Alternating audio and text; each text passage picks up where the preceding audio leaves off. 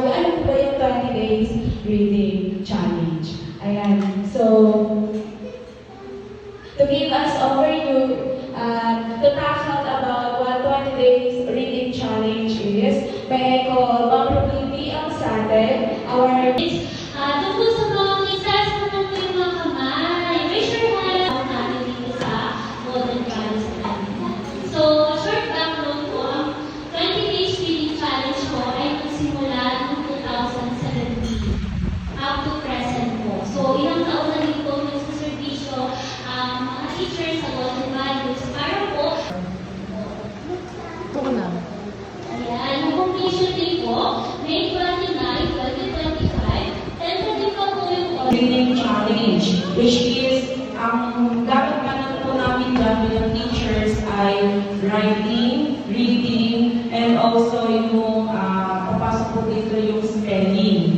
Hindi po pwedeng puro colors ang bata sa isang oras na yun. And then nabanggit din po ni Teacher Ruby kanina, di ba, na ang bata po ay hindi lang 1 hour na nakaupo si bata. So si teachers, gagawa po kami ng mga iba't ibang activities na kung saan para maging active palalo yung bata, na kung saan may natutunan and also tissue para matutunan na rin po sila paano ang paggamit nito. And also yung alcohol din po.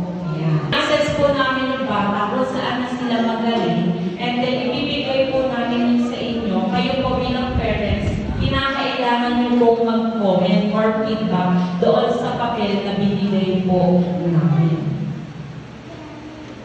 Next, number 7, teachers weekly feedback. So, iisa lang din po yun yung parents and teachers feedback. Pag nabigyan po namin kayo ng papers na kung saan si students po ay gusto na sila magaling, makikita na po doon. And then sa pinakababa po doon, meron po kayong teachers feedback na kung saan magpo-comment po kayo kung talaga po bang natututo yung inyo pong mga anak.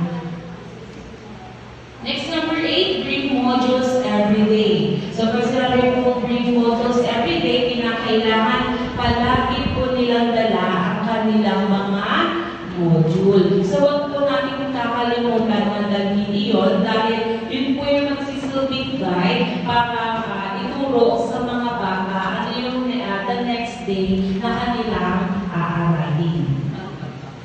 next schedule yung kanina sa loob ng room namin. Yung pong paglalaro po nila ngayon is habang naglalaro sila, natututo din po sila. Baka po kasi mamaya sabihin, naglalaro lang po si students sa loob ng room po nila. Hindi po. Yung way po ng paglalaro na experience nila inside the classroom is meron po silang natututunan. Siyempre kami po as a teacher po, we need to catch the attention of our students po para